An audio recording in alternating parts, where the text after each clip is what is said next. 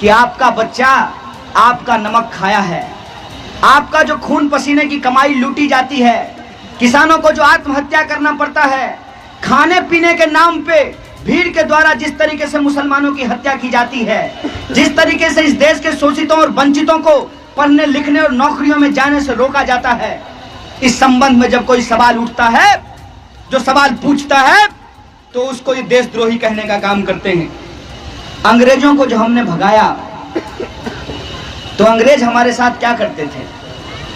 हमारी मेहनत, हमारा खेत, हमारी फसल, हमारे संसाधन उनको लूटता था और इंग्लैंड ले जाता था।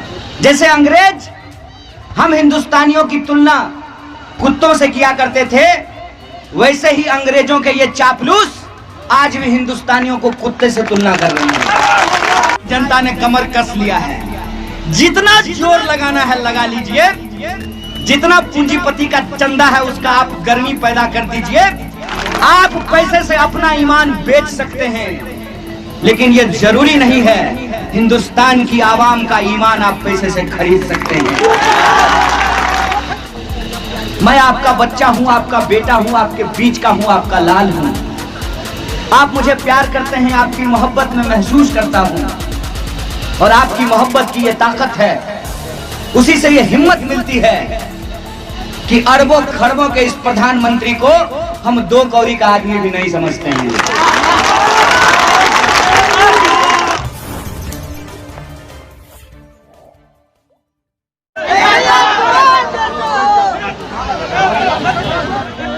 सभी ग्रामवासियों, आदरणीय बुजुर्गों, माताओं, बहनों, नौजवान दोस्तों, किसान मजदूर भाइयों, और हमारी आवाज जिन तक पहुंच रही है, उन तमाम लोगों का मैं क्रांतिकारी इस्तकबाल करता हूं, उनको जय भीम और लाल सलाम पेश करता हूं।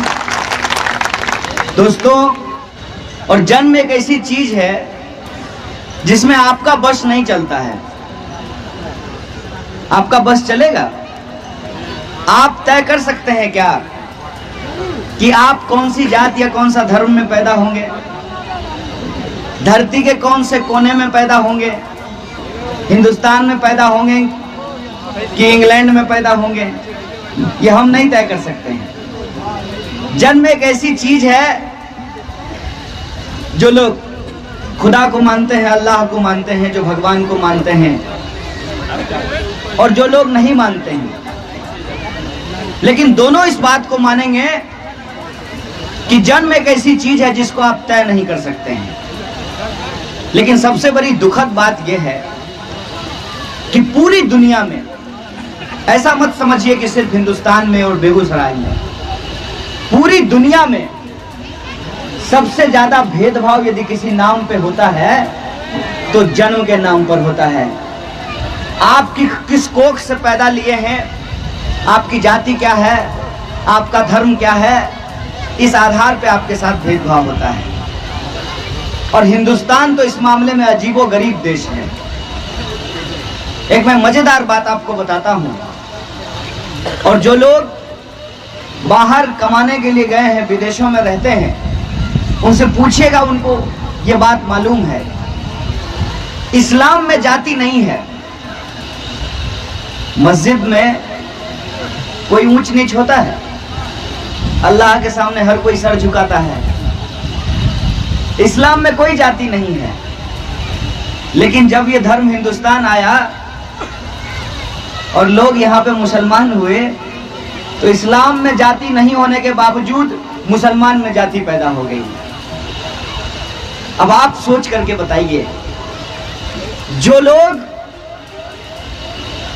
जात और धर्म के नाम पर राजनीति करते हैं, वो सिर्फ संविधान के खिलाफ नहीं है, वो संविधान और इंसान के खिलाफ है। इस बात को भी उनको समझना चाहिए। हम सब मनुष्य हैं।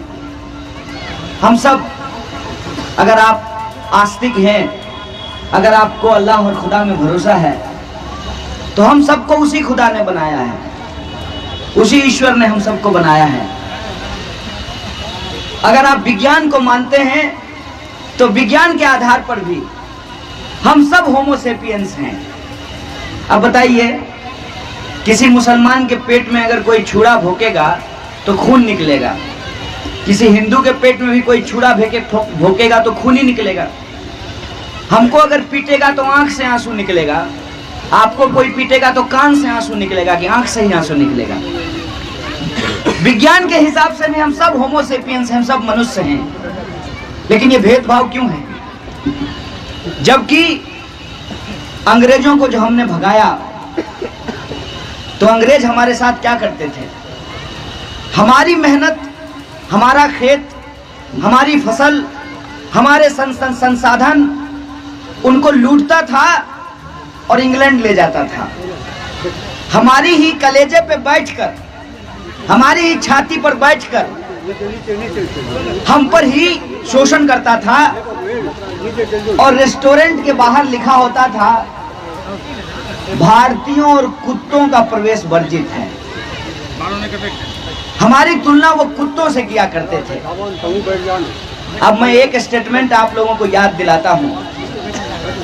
जब मोदी जी को पूछा गया कि आप मुख्यमंत्री थे, 2002 में आपके मुख्यमंत्री रहते हुए दंगा हुआ, इसका आपको अफसोस है कि नहीं है? आपको हैरानी होगी और आपको शर्म आएगी कि मोदी जी ने क्या बयान दिया था। मोदी जी ने कहा कि मान लीजिए आप कार से जा रहे हो और आपके गाड़ी के नीचे में कोई कुत्ता का पिल्ला आ जाए तब भी आपको तकलीफ होता है। यह प्रधानमंत्री का बयान था। जैसे अंग्रेज हम हिंदुस्तानियों की तुलना कुत्तों से किया करते थे, वैसे ही अंग्रेजों के ये चापलूस आज भी हिंदुस्तानियों को कुत्ते से तुलना कर रहे हैं। ऐसी जो सोच है, इस सोच से हमको लड़ाई लड़नी है, इस सोच को हमको हराना है और इनको बताना है कि तुम तब भी जब आजादी की लड़ाई लड़ी जा रही थी तो अंग्रेजों के साथ बैठकर चाय की चुस्कियां ले रहे थे। आज भी जब हमारे संविधान के ऊपर हमला है, हमारी आजादी के ऊपर खतरा है, तो तुम इस देश के जो पूंजीपति हैं, जो आज के अंग्रेज हैं, उनके साथ बैठ करके चाय पे चुस्कियां ले रहे हो। ऐसी ताकत को जब तक हम परास्त नहीं करेंगे तब तक हमारी असली जीत नहीं होगी। और मैं समझता हूं कि आज हमारा जन्मदिन है। मैं आपका बच्चा हूं, आपका बेटा हूं, आपके बीच का हूं, आपका लाल हूं। आप मुझे प्यार करते हैं, आपकी मोहब्बत में महसूस करता हूं और आपकी मोहब्बत की ये ताकत है, उसी से ये हिम्मत मिलती है कि अरबों खरबों के इस प्रधानमंत्री को हम 2 कौड़ी का आदमी भी नहीं समझते हैं। और एक तरफ नफरत की फसल उगाने वाले लोग हैं, दूसरी तरफ आपस में मोहब्बत करने वाले लोग हैं। ये आपको समझना होगा कि जीत हमेशा मोहब्बत की होती है। जब जीत मोहब्बत की होती है तो क्यों ना मोहब्बत को जल्दी से जल्दी जिता दिया जाए और नफरत के ऊपर मिट्टी डाल दिया जाए। यह हमारी जिम्मेदारी है। और जब संघर्ष की बात हम कर रहे हैं तब एक बात और आपको अपने दिमाग में डालना पड़ेगा। आज बहुत सारे वीर बांकुरे हैं जो दावा कर रहे हैं कि वो मोदी से लड़ेंगे। तो हम बस एक बात पूछना चाहते हैं, चाचा तब काहे नहीं लड़े जब इस देश में खुलेआम अखलाक की हत्या कर दी गई? तब आप क्यों नहीं लड़े जब पहलू खान को मार दिया गया, जब जुनैद की मां से उसका बच्चा छीन लिया गया? तब आप कहां थे जब अपने बच्चे के न्याय के लिए नजीब की मां को दिल्ली की सड़कों पे घसीटा जा रहा था? ये आपके दावे खोखले हैं, लेकिन मैं यह बात स्पष्ट कर देता हूं, हमारी लड़ाई सिर्फ और सिर्फ इस देश में जमहूरियत और संविधान को बचाने की लड़ाई है। हमारी लड़ाई, जो लोग चुनाव जीतकर अपना कैरियर बनाना चाहते हैं, उनसे हमारी कोई लड़ाई नहीं है। हम अपनी ऊर्जा, अपनी क्षमता बर्बाद नहीं करना चाहते हैं। हमको किनसे लड़ना है ये हमको मालूम है और लड़ने के लिए हम टिकट का इंतजार नहीं कर रहे थे, नॉमिनेशन का इंतजार नहीं कर रहे थे। हम सड़कों पे थे, सड़कों पे हैं। और अगर आपका आशीर्वाद मिलेगा, आपकी दुआ अगर मिलेगी, तो सड़क की इसी आवाज को संसद तक ले जाने का काम किया जाएगा। ये हमारा संकल्प है। कुछ लोगों ने एक नई बात बोलनी शुरू की है।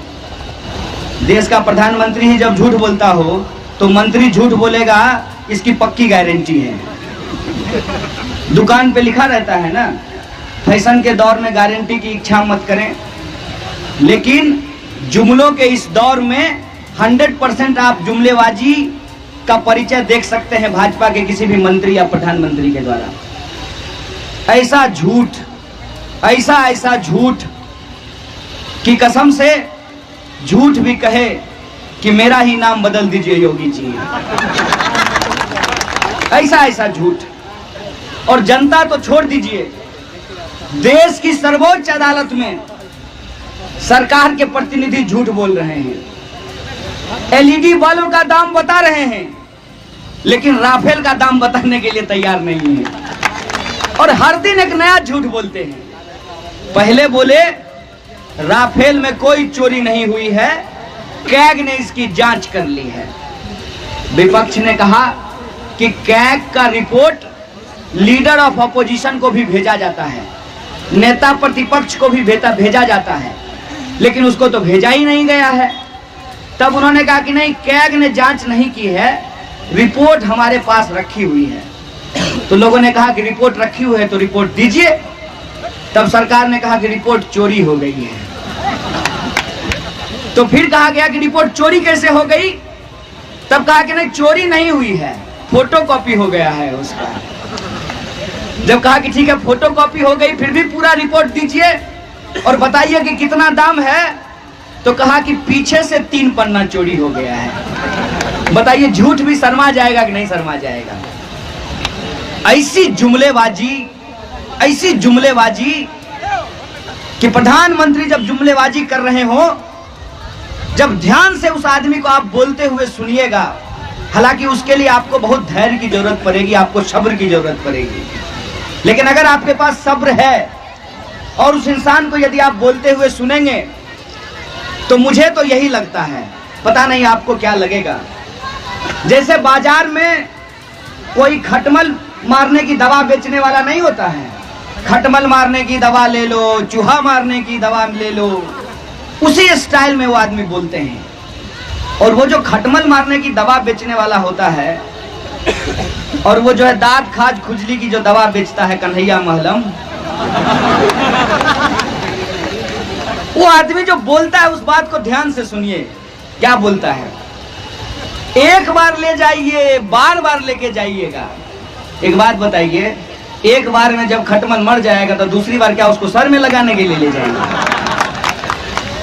ठीक यही काम इस देश के वजीर आजम कर रहे हैं, इस देश के प्रधानमंत्री कर रहे हैं कि वादा जो उन्होंने किया था, उस वादा को वो भूल चुके हैं और जनता के सामने रोज नया वादा लेकर के आ रहे हैं। तो जनता को 1 मिनट ठहर करके सोचना चाहिए ना। पहले पिछला वाला किस्त क्लियर कर दीजिए, अगला वाला देखेंगे। पिछली बार देश के लोगों ने वोट दे दिया इस उम्मीद में कि 2 करोड़ नौकरी पैदा हो जाएगी, हुई क्या? इस बार किस मुंह से वोट मांगने के लिए आ रहे हैं? इस बार जो है आपका झूठ का राज हम समाप्त करके रखेंगे, ये हमारा वादा है। आपको कह देते हैं, आपको जो पट्टा मैदान में उतारना है उतार लीजिए। 2-2 हाथ फरिया लेने के लिए तैयार हैं और हमको इस बात की खुशी है क्योंकि जनता ने कमर कस लिया है। जितना जोर लगाना है लगा लीजिए, जितना पूंजीपति का चंदा है उसका आप गर्मी पैदा कर दीजिए, लेकिन आ करके आप देख लीजिए लोगों को, जब वो धूप की गर्मी से नहीं पिघलते हैं तो आपकी नोट की गर्मी से भी नहीं पिघलेंगे। ये हमारा भरोसा है। आप पैसे से अपना ईमान बेच सकते हैं, लेकिन ये जरूरी नहीं है हिंदुस्तान की आवाम का ईमान आप पैसे से खरीद सकते हैं। और यही जो हमारी ताकत है, यही जो हमारी एकता है, इसी का नतीजा है कि इनका बल्लेबाज पैड पहन करके बल्ला लेकर के मैदान छोड़ के भाग गया है। हम लोग कह रहे आजा आई बहार, आजा आजा, आइए आइए, क्योंकि आप जब आएंगे तो हम आपको पाकिस्तान नहीं भेजेंगे। आपका घर पटना जिला है, आपको वापस गंगा पार करके पटना पहुंचा दिया जाएगा, क्योंकि हम अपने विरोधियों को पाकिस्तान नहीं भेजते हैं, क्योंकि हमारा हिंदुस्तान से नाता है। आपका कोई नाता होगा पाकिस्तान से, हो सकता है टूर एंड ट्रेवल एजेंसी चला रहे हो, ये बार बार लोगों को पाकिस्तान भेजते रहते हैं, लेकिन पार्टी ने इनको नवादा से बेगूसराय भेज दिया। इतने में जो है इनका दिल हर्ट हो गया है, और इनकी जो जुमलेबाजी है उस जुमलेबाजी को समाप्त करके जो कलंक बेगूसराय के ऊपर लगाने का काम किया गया है, इस बात को आप गौर से समझिए कि वो आरोप एक व्यक्ति के खिलाफ नहीं है, वो आरोप एक झंडे एक पार्टी के खिलाफ नहीं है, वो आरोप आपके बच्चे के खिलाफ है, आपके बेटे के खिलाफ है। और वो आरोप क्यों है? वो आरोप इसलिए है कि आपका बच्चा आपका नमक खाया है, आपका जो खून पसीने की कमाई लूटी जाती है, किसानों को जो आत्महत्या करना पड़ता है, खाने पीने के नाम पे भीड़ के द्वारा जिस तरीके से मुसलमानों की हत्या की जाती है, जिस तरीके से इस देश के शोषितों और वंचितों को पढ़ने लिखने और नौकरियों में जाने से रोका जाता है, इस संबंध में जब कोई सवाल उठता है, जो सवाल पूछता है, तो उसको ये देशद्रोही कहने का काम करते हैं। ये जो देशद्रोह का आरोप है वो एक व्यक्ति के ऊपर नहीं है, यह देशद्रोह का आरोप राष्ट्र कवि की इस धरती बेगूसराय की मिट्टी के ऊपर लगाया गया है। इसीलिए आपकी मिट्टी के ऊपर जो यह कलंक इस सरकार ने लगाने का काम किया है, इस सरकार को हमको सबक सिखाना है और पूरे देश को, पूरी दुनिया को यह बताना है कि बेगूसराय राष्ट्र कवि की पैदाइश है, बेगूसराय राष्ट्र कवि पैदा करती है। इस जिले में जो भी पैदा हुए हैं, हिंदुस्तान के लिए मर मिटने वाले लोग पैदा हुए हैं। इसीलिए यह बेगूसराय के प्रतिष्ठा का सवाल है। यह जिम्मेवारी मैं आपके कंधे के ऊपर डालता हूं कि इस जिम्मेवारी को आप कैसे निभाते हैं। बस मैं एक बात स्पष्ट कर देना चाहता हूं कि हम चुनावी बरसात में टर्टर करने वाले मेढक नहीं हैं। हम चुनावी बरसात में टर्टर करने वाले मेढक नहीं हैं। हमारी रगों में आपका खून दौड़ता है। अन्याय के खिलाफ हर हाल में इनकलाब करेंगे, यह हमारा संकल्प है। और इस संकल्प से हम आपको यह कहना चाहते हैं कि नेता की तरह हम आपके बीच नहीं आए हैं, आपका बेटा है और आपके बेटे की तरह आपके बीच हैं। सुख दुख में शामिल होकर इस बात की हम गारंटी करना चाहते हैं कि कोई नफरतवादी, हिंसावादी इस देश के भीतर नफरत और सांप्रदायिकता की जहर को नहीं फैला सकता है। जब जब ये सांप नफरत का फन उठाने की कोशिश करेगा, उस फन को हम कुचलेंगे। यह हमारा संकल्प है। यह हमारा संकल्प है कि बेगूसराय जिले का इतिहास आपसी सौहार्द का इतिहास है। बेगूसराय का इतिहास ऐसा इतिहास है कि हम होली भी मनाते हैं और ईद भी मनाते हैं। यह बेगूसराय का इतिहास है। आजादी के आंदोलन के दौर से, आजादी के वक्त से लेकर के आज तक बेगूसराय के इतिहास में एक भी दंगा नहीं हुआ था। लेकिन पिछले 5 सालों में जिस तरीके से अल्पसंख्यकों के मोहल्ले में जाकर के डर का माहौल कायम करने की कोशिश की है इन गुंडों ने, तो इन गुंडों को हम खुली चुनौती देना चाहते हैं कि जब तक हम जिंदा हैं और हमारी तरह बेगूसराय की जनता जिंदा है, बेगूसराय में नफरत और हिंसा का माहौल तुमको नहीं बनाने देंगे। यह हमारा संकल्प है। खुल करके तुमसे लड़े थे, खुल करके तुमसे लड़ेंगे। और हमारा सपना दिल्ली पहुंचने का नहीं है। दिल्ली में तो हम थे ही ना।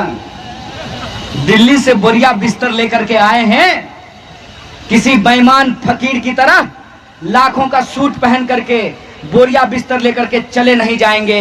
आपकी मिट्टी में पैदा हुए हैं, हमारी मिट्टी में आपके साथ साथ जिएंगे, साथ मरेंगे। यही आशा और विश्वास के साथ कि आपका आशीर्वाद मिलेगा, आपका आशीर्वाद मिलेगा तो इस लड़ाई को हम जरूर जीतेंगे। इन्हीं शब्दों के साथ आप तमाम लोगों को शुक्रिया।